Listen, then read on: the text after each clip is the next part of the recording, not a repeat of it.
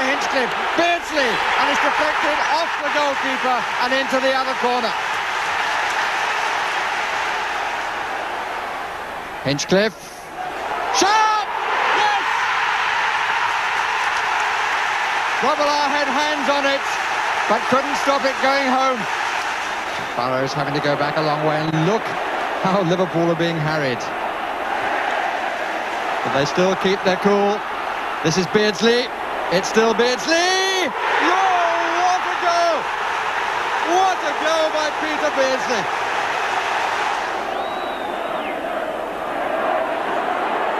And that's a nice one, Nicol! And Sharp scores his second too. Rush in front of the goalkeeper. Played back again to Mulvey. On by Rush. He's done it again. His 24th goal against Everton. Southall was removed into the last minute. Ablett wins it. Down to McDonald. Not sure that Tony Cotty's had a touch yet. He might get one now!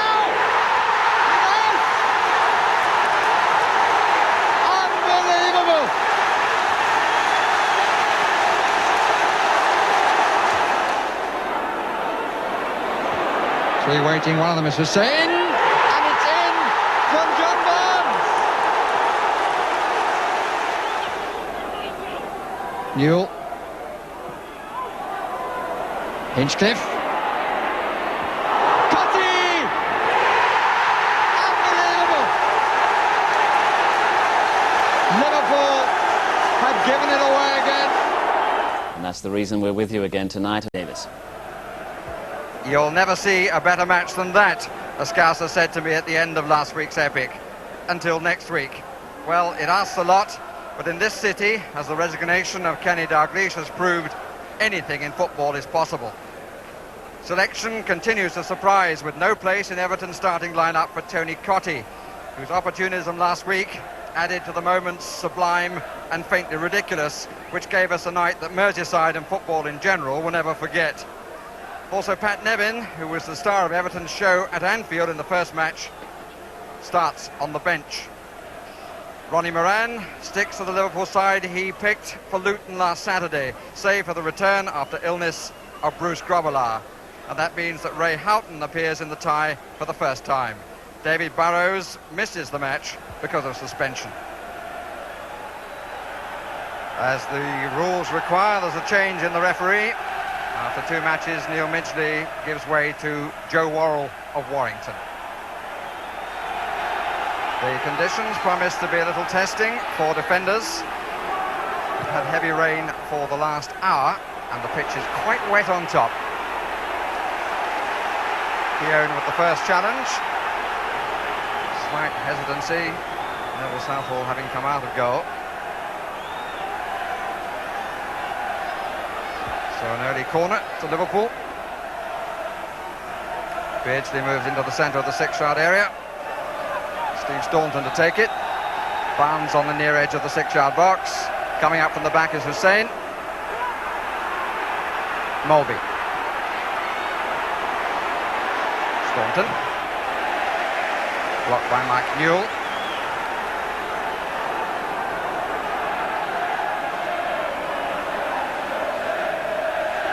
Once again a packed crowd with supporters in red and in blue side by side. Ablett to Benison. To Kevin Ratcliffe. Newell. Sharp has gone to his left. This is McCall. Didn't start last week, but does this week. McDonald. Looking for the head of Sharp. One of three players who scored twice in the first replay. The others being Beardsley and Cotty. Team selection, a couple of interesting points from Everton's point of view. Howard Kendall decided to bring in Ray Atterveld to play again right back against John Barnes. Neil MacDonald will play on the right side of midfield to sort of gang up in front of him, I believe. Then up front, Mike Newell getting ahead of Tony Cottee, and I think that's probably his extra height. They feel Liverpool slightly vulnerable on crosses, and that's why he probably starts off rather than Tony Cottee. Liverpool's point of view, Ray Houghton, a little bit of a surprise for me, playing in central midfield alongside Jan Molby and Steve Nicol right side of midfield, and Steve Staunton staying at left back. Here's John Barnes, didn't have it for too long. Here is Ray Houghton to Rush. Inside his man. Good stop. And he came beautifully inside Martin Keown, who on this greasy top surface kept going. It was a wonderful turn by Rush. Has hit better shots, but Southall crossed it in. McDonald. Now Atterveld. There's a bit of a gap down there as Staunton had left. Sharp. Space on this side now for Hinchcliffe, number 3. Everything in a blue shirt and needing a red shirt to his right. Comfortable headed clearance for Ablett. That's a good strike, but straight at the goalkeeper. He'd be a little disappointed he didn't make a bit more of that, Ray Atterveld. Seemed to have got hold of it, but it came back off the goalkeeper's chest. Indeed, it bounced once in front of the goalkeeper and then away from him before there was just one of those little claims around feet. Good opportunity for Atterveld, didn't quite catch it properly. The chance coming really from Andy Hinchcliffe, who on the left back position gets forward and crosses the ball very well at pace. And when they had their best spell in the 4-all draw, it was because the two fullbacks, Hinchcliffe and at the time McDonald, it'll have to be Atterveld at the moment this evening, got forward and got those crosses in from wide positions, and I'm sure Howard Kendall has emphasised the importance of those two pushing forward every opportunity.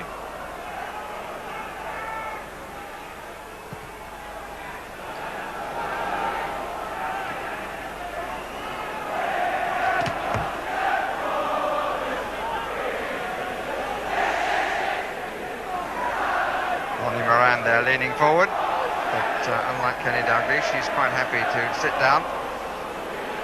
Indeed, his whole demeanour doesn't seem to have changed one iota, except that he was joking before the match. He said, I'm now having to go to places I've never been to before, because in the past he's always gone straight to the dressing room, and usually carrying the kit.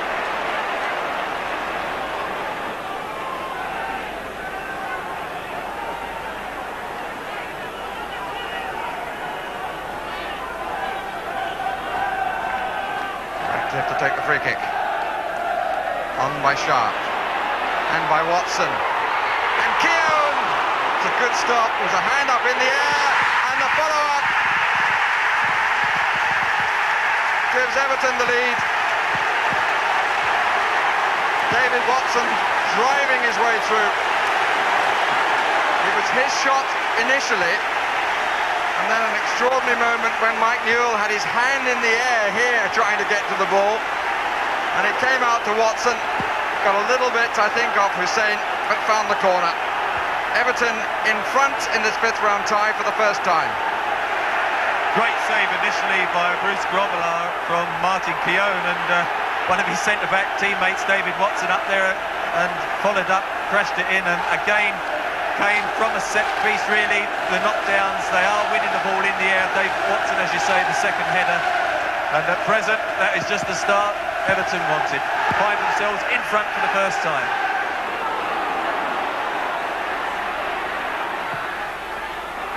Into the space for Molby. Rush in a bit of space too, and this is Houghton.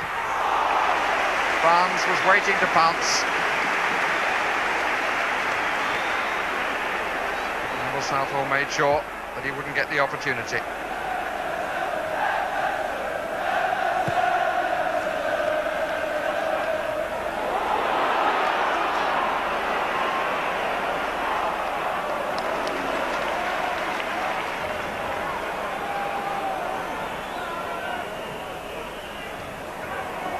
And we're into the last 5 minutes of the first half.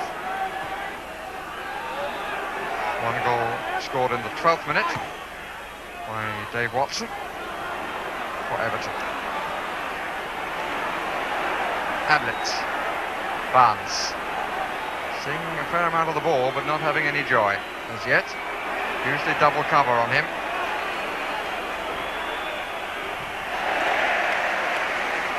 That was Ratcliffe.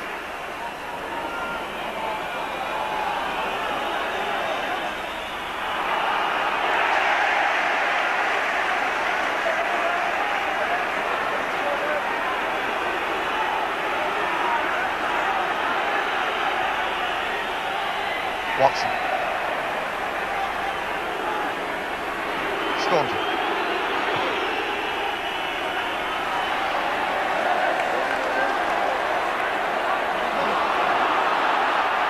Houghton.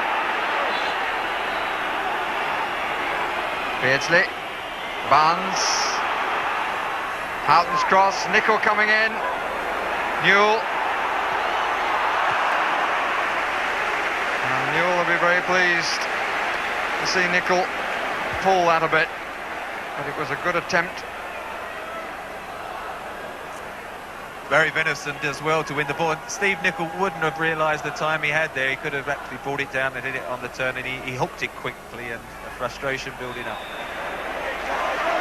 Everton free kick.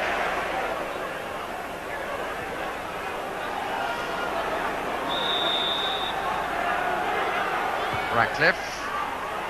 Kieran at the back. Good interception by Barry Venison. Ball was bound for Sharp. That was a great interception because, again, Sharp had headed it back across and two Everton players were coming in, and it was absolutely vital that Venison hooked it away.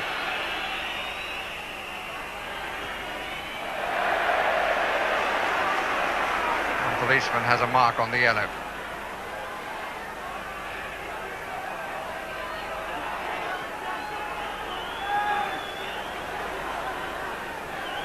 Atterveld. Control let him down. Barnes, Rush, Houghton going like a little train down the middle, and almost got on the end of it because he wasn't seen by Martin Keown. Martin Keown went to knock it back, and fortunately for him, Ray Houghton was too close to him, and it ricocheted off Houghton.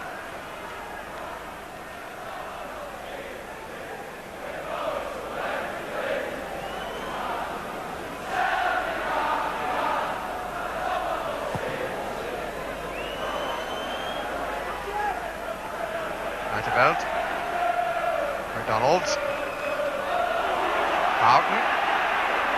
Rush and Beardsley forward. Venison in possession. Barnes on the left. Nicol on the right. Beardsley again makes his pass count, and it's worked to Barnes. Rush was leaping. Keown got there first. Feel for handball. It wasn't given. So Beardsley's shot deflected for the corner, which comes in the dying seconds of the half.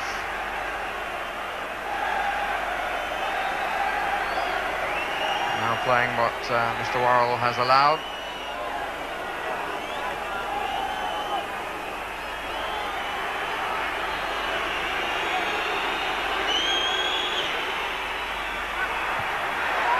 It was Watson who cleared.